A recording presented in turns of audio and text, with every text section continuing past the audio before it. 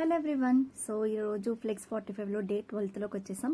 So day 12లో మనం తెలుసుకోబోతున్న topic ఏంటంటే mindful eating. So ఎలా పడితే అట్లా తినడం వేరు, మైండ్ఫుల్ ఈటింగ్ చేయడం వేరు.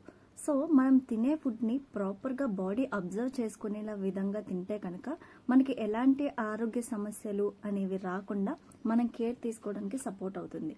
మనం ఎంత మంచి ఫుడ్ తిన్నా సరే అది అబ్జర్వ్ చేసుకునే విధంగా మనం తినకపోతే కనుక మనం ఎంత తిన్న ఫుడ్ అయినా సరే వేస్ట్.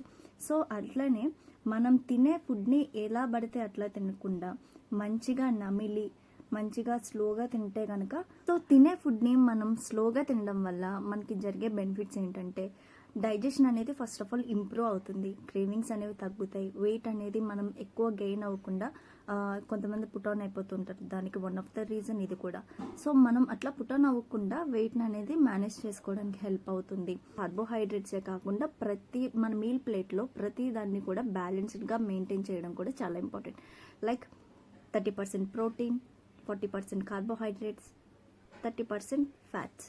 సో ఇట్లా మీరు కనుక బ్యాలెన్స్ చేసుకొని తినే ఫుడ్ అనేది మీల్ ప్లేట్ని ప్రిపేర్ చేసుకొని తింటే కనుక మీరు మీ హంగర్ లెవెల్ కూడా మంచిగా సాటిస్ఫై అవుతుంది.